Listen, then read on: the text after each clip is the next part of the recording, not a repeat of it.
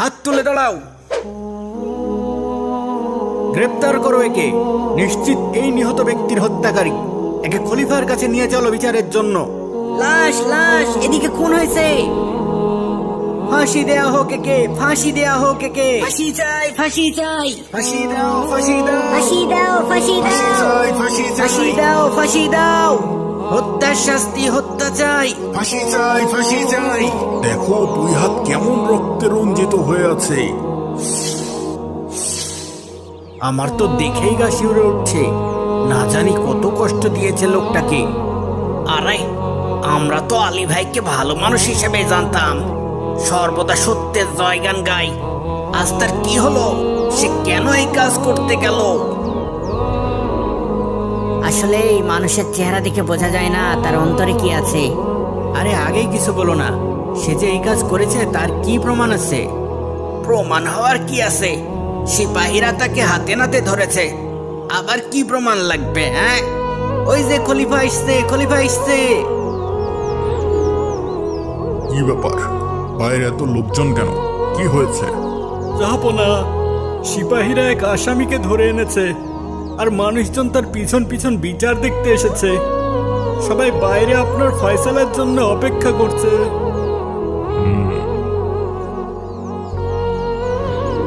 ওই যে খলিফা আসছে। ফাঁসি চাই, ফাঁসি চাই। ফাঁসি চাই, ফাঁসি চাই। সবাই শান্ত হন, সবাই শান্ত হন। ফাঁসি চাই। এই যুবক সেই আসামি? জি জাহাপনা। পা দুটো কেমন কাঁপছে, চেহারা পাংশুবর্ণ হয়ে গেছে। নিশ্চয় অনেক ভয় পেয়েছে। কি অপরাধ করেছে সে? খুন করেছে জাহাপনা। খুন করেছে? জি জাহাপনা। রক্তাক্ত লাশের পাশে ছুরিসহ হাতে নাতে ধরা পড়েছে। তারপরই সিপাহীরা তাকে বিচারের জন্য আপনার কাছে নিয়ে এসেছে।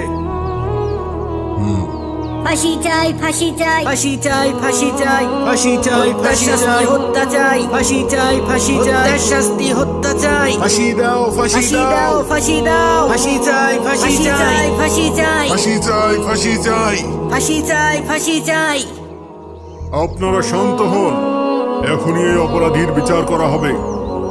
যদি সে সত্যি হত্যাকারী হয় তবে অবশ্যই তাকে কিসাসের ফয়সালা শোনানো হবে। হত্যার শাস্তি হত্যা, তার উপরও কার্যকর করা হবে। আল্লাহু আকবার, আল্লাহু আকবার, আল্লাহু আকবার, আল্লাহু আকবার,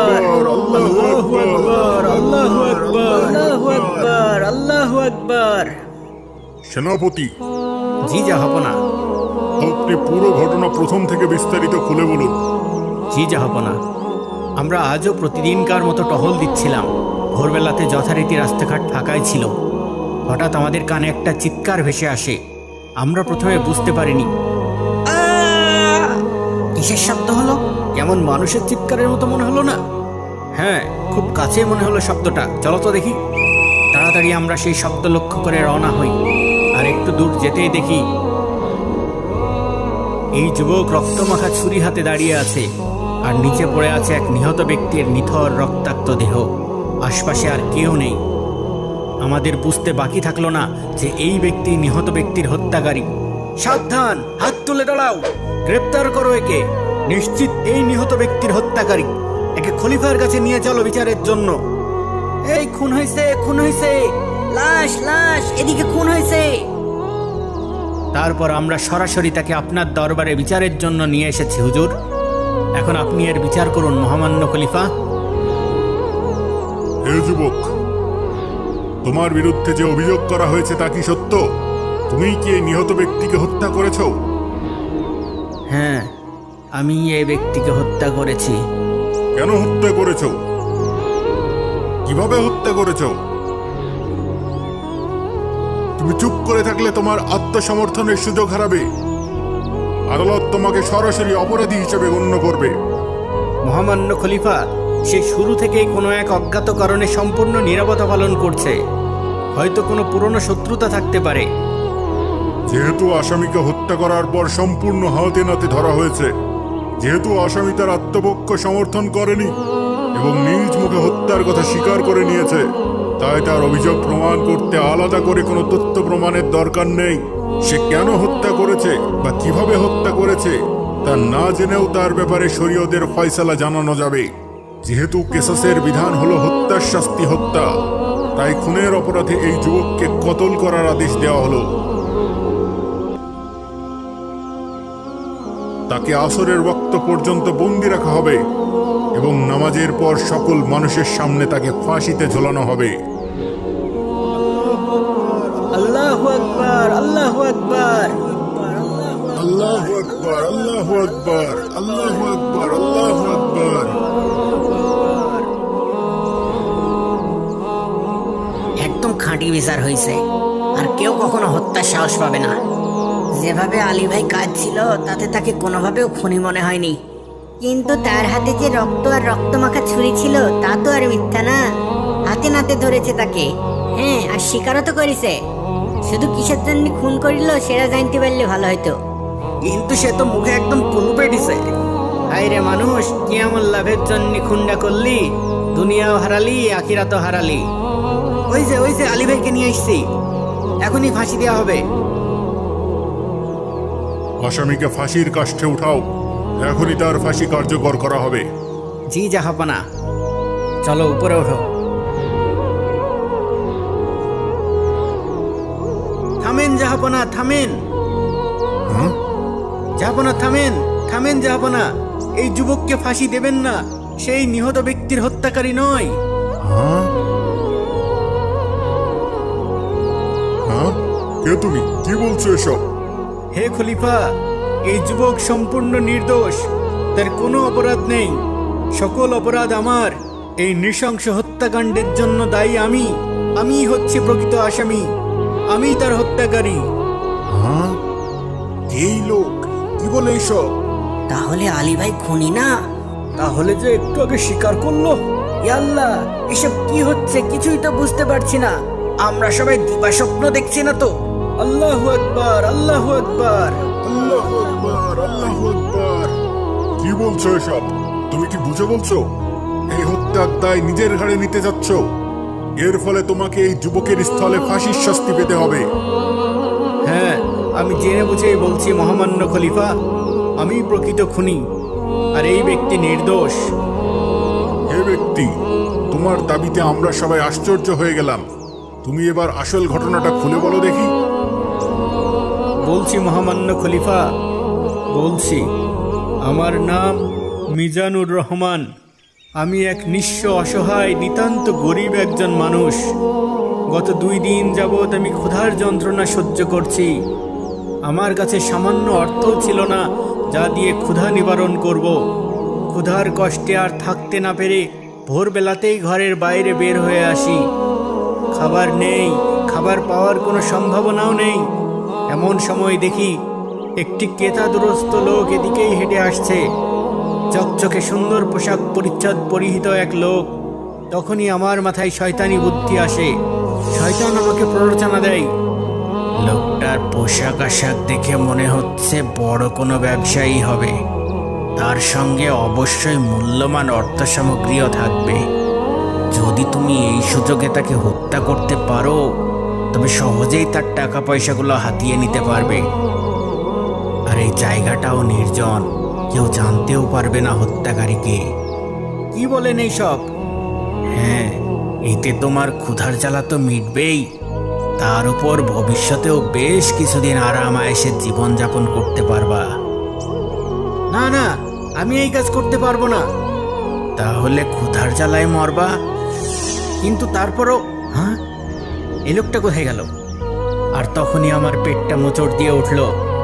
আমি আর ক্ষুধার যন্ত্রণা সহ্য করতে না পেরে ভালো মন্দের পার্থক্য করার জ্ঞানটুকুও হারিয়ে ফেললাম। শয়তানের প্ররোচনায় আমি হিতাহিত জ্ঞান হারিয়ে ফেললাম, আর কোমর থেকে ছুরি বের করে অপেক্ষা করতে লাগলাম। লোকটা কাছে চলে আসতেই আমি আক্রমণ করে বসলাম। এই তো মরে গেছে, নিশ্চয়ই ওর পকেটে থাকবে টাকা পয়সা। তাড়াতাড়ি ওর পকেটে দেখি, আর যা পাই তা নিয়ে কেটে পড়ি। সিপাহী? এত সকালে সিপাহী কোথা থেকে এলো? হে আল্লাহ, ধরা পড়ে যাব নাকি? ধরা পড়লে তো নিশ্চিত ফাঁসি। থাকলো টাকা, তাড়াতাড়ি সরে পড়ি। তারপর খুব দ্রুত আমি কাছেই লুকিয়ে পড়ি, যেন সিপাহীরা আমাকে আর খুঁজে না পায়। কিন্তু অবাক হয়ে দেখি সিপাহীরা এই যুবককে রক্তমাখা ছুরি হাতে ধরে নিয়ে আসছে, আর আর লোকজন চিৎকার করছে, এই খুন হয়েছে, খুন হয়েছে, লাশ লাশ, খুন হয়েছে, খুন হয়েছে, লাশ লাশ, খুন হয়েছে, খুন হয়েছে, লাশ লাশ, এদিকে খুন খুন হয়েছে, হয়েছে, খুন হয়েছে, এই খুন হয়েছে, খুন হয়েছে। লাশ লাশ, এদিকে খুন হয়েছে। আমিও সুযোগ পেয়ে গেলাম। আমিও মানুষের সাথে চিৎকার করতে করতে আড়াল থেকে বের হয়ে এলাম, লাশ লাশ, খুন হয়েছে, খুন হয়েছে। আর এমন ভাবে তাদের সাথে মিশে গেলাম যে নিহত ব্যক্তির প্রকৃত হত্যাকারী যে আমি, এ কথা বোঝার আর কোনো উপায় থাকলো না। কি ভয়ঙ্কর! একদম লোমহর্ষক ঘটনা। আমার শিরদাঁড়া দিয়ে ঠান্ডা স্রোত নেমে যাচ্ছে। তাহলে তুমি এই কথা এখন বলছো কি কারণে? হে খলিফা, আমি ক্ষুধার তাড়নায় আর শয়তানের প্ররোচনায় হিতাহিত জ্ঞান হারিয়ে ফেলেছিলাম। কিন্তু যখন দেখলাম এই অল্প বয়স্ক সুন্দর যুবককে বিনা অপরাধে কিসাসের ফয়সালা শোনানো হলো, কতল করার আদেশ দেওয়া হলো, তখন আমার চেতনা ফিরে এলো। বিবেকের দংশন বারবার আমার হৃদয়কে ক্ষতবিক্ষত করতে লাগলো। এখন তো আমি দুইজন ব্যক্তির হত্যাকারী হয়ে গেলাম। একজনকে নিজের হাতে খুন করলাম, আর অন্যদিকে অপরাধ স্বীকার না করে এই নিরপরাধ যুবককে ঠান্ডা মাথায় হত্যা করছি। দুনিয়ার শাস্তির তুলনায় তো আখিরাতের শাস্তি অনেক কঠিন। হাসরের ময়দানে আল্লাহ তাআলার সামনে আমি কি জবাব দেব?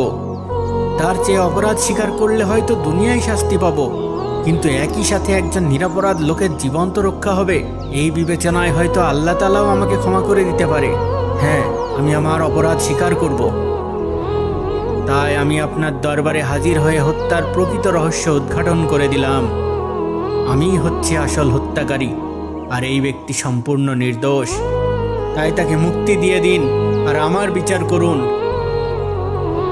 কিন্তু তুমি তো আমার মনে নতুন প্রশ্ন জাগিয়ে দিলে। কি প্রশ্ন? হে যুবক, এ লোকটি যা বলল তা কি ঠিক? আসলেই কি তুমি এই নিহত ব্যক্তির হত্যাকারী নও? হ্যাঁ মাননীয় খলিফা, তার কথা সম্পূর্ণ সঠিক। আমি প্রকৃত হত্যাকারী নই। তাহলে তুমি মিথ্যার উপর কেন স্বীকারোক্তি দিলে? কেন তুমি হত্যার কথা স্বীকার করলে? জনাব, নিশ্চয়ই এর পিছনেও কারণ আছে। কি সেই কারণ? এক্ষুনি বলো, কৌতূহলে আমার প্রাণবায়ু বের হয়ে যাচ্ছে। হে মহামান্য খলিফা, বলছি। আমার নাম আলী জাবের। আমি এই এলাকায় কিছুদিন যাবৎ কসাইয়ের কাজ করি। প্রতিদিনকার মতো আজও খুব ভোরে একটি ছাগল জবাই করছিলাম। হঠাৎ কাছে কোথাও থেকে একটা আর্তচিৎকার ভেসে আসে। মানুষের চিৎকার মনে হলো। এত ভোরবেলায় কেউ বিপদে পড়লো নাকি? যাই তো দেখি কি হলো। আমি রাস্তার কাছে আসতেই যে দৃশ্য দেখলাম, হে আল্লাহ, এ কি? এ তো এক তরতাজা লাশ। এক্ষুনি কেউ খুন করেছে, রক্তে গড়াগড়ি খাচ্ছে। কে খুন করলো? আশেপাশে তো কাউকে দেখতে পাচ্ছি না। ও আল্লাহ, কত রক্ত বের হচ্ছে। এখন কি করব? কিভাবে সাহায্য করব? কাকে ডাকবো? সাবধান, হাত তুলে দাঁড়াও। হ্যাঁ, হায় আল্লাহ, এ কোন মুসিবতে পড়লাম? আমার হাতে রক্তমাখা ছুরি, পাশে পড়ে আছে রক্তে রঞ্জিত লাশ। আশেপাশে অন্য কেউ নেই। এবার মনে হয় আমি আর বাঁচতে পারবো না। গ্রেপ্তার করো একে। নিশ্চিত এই নিহত ব্যক্তির হত্যাকারী। একে খলিফার কাছে নিয়ে চলো বিচারের জন্য। লা ইলাহা ইল্লা আনতা সুবহানাকা ইন্নী কুনতু মিনাজ জালিমিন। খুন হইছে, খুন হইছে, লাশ লাশ, এদিকে খুন হয়েছে। আমি বুঝতে পারলাম একমাত্র মহান আল্লাহ তাআলার কুদরত ছাড়া আমার আর বাঁচার কোনো উপায় নেই। আমার কথা একটি শিশু বাচ্চাও বিশ্বাস করবে না। এখন আমি যতই সাফাই গাই না কেন, কেউ তো আমার কথা বিশ্বাস করবে না। বরং সবাই আমাকে মিথ্যাবাদী বলে ধিক্কার দেবে। সবাই বলবে আলী একজন মিথ্যাবাদী। হাতে নাতে ধরা পড়ার পরও অস্বীকার করেছে। একে দ্বিগুণ শাস্তি দিয়ে কতল করা হোক। তাই অন্তত নিজেকে মিথ্যাবাদী হওয়া থেকে বাঁচাতে আমি এই মিথ্যা অভিযোগ স্বীকার করে নিই। আর প্রতিটা মুহূর্ত আল্লাহর সাহায্যের অপেক্ষায় অতিবাহিত করেছি। আমার মনে দৃঢ় বিশ্বাস ছিল, যেহেতু আমি নির্দোষ, আল্লাহ তাআলা ঠিকই যে কোনো উপায়ে আমাকে রক্ষা করবেন। আর যদি দুনিয়ার বিচার থেকে মুক্তি নাও পাই, নিশ্চয়ই পরকালে আল্লাহ তাআলা আমাকে উত্তম প্রতিদান দেবেন ইনশাআল্লাহ। হে যুবক, তোমার আল্লাহর উপর বিশ্বাস দেখে আমি অবাক হয়ে গেলাম। আমার ঈমান বেড়ে গেল। আল্লাহ আকবার, আল্লাহ আকবার। ওরে বাপরে, কি এক টান টান উত্তেজনাপূর্ণ রহস্যের জট উদ্ঘাটন হলো। আমি তো হাঁপ ছেড়ে বাঁচলাম। তা তো হলো, কিন্তু এখন বিচারের কি হবে? তোমরা দুজনই আল্লাহর উপর ভরসা আর বিশ্বাসের এক অনন্য নজির স্থাপন করেছ। আমি যার পর নাই খুশি হয়েছি, কিন্তু শরীয়তের বিধান এবং বিচার সম্পূর্ণ আলাদা জিনিস। এই বিচারের আবার নতুন করে রায় ঘোষণা হবে। উজিরে আজম, সেনাপতি, ইমাম সাহেব, এদের বিচারের ব্যাপারে আপনাদের কি মত?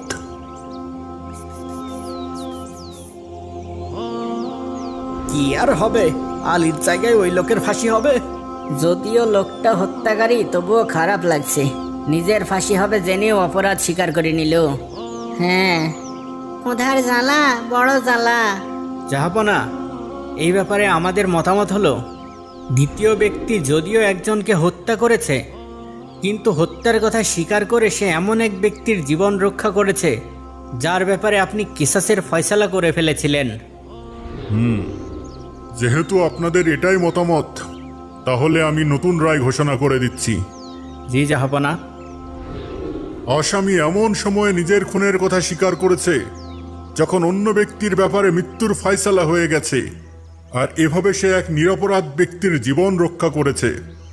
আর আল্লাহ রাব্বুল আলামিন পবিত্র কোরআনে বলেছেন, যে কারো প্রাণ রক্ষা করলো সে যেন সকল মানুষের প্রাণ রক্ষা করলো। তাই তাদের দুজনকেই মুক্তি দেওয়া হলো। আলহামদুলিল্লাহ, আলহামদুলিল্লাহ। আর নিহত ব্যক্তি? আর নিহত ব্যক্তির জন্য সরকারি বাইতুল মাল থেকে তার রক্তপণ আদায়ের ঘোষণা করা হলো। আল্লাহু আকবার, আল্লাহু আকবার। আল্লাহু আকবার, আল্লাহু আকবার।